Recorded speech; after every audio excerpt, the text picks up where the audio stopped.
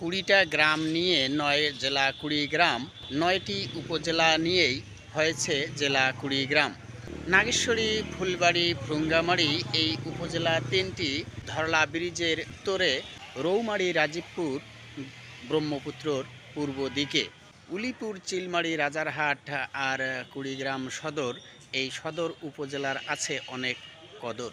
কুড়িতে হয় না বুড়ো আর বুড়ি, কুড়িগ্রাম জেলার মানুষ যুবক আর যুবতী। এই কুড়িগ্রাম জেলার মানুষ করে না কারো ক্ষতি, আত্মীয় আপ্যায়নে তারা সন্তুষ্ট অতি। কুড়িতে হয় না বুড়ো আর বুড়ি, কুড়িগ্রাম জেলার মানুষ যুবক আর যুবতী, আত্মীয় আপ্যায়নে তারা চমৎকার অতি।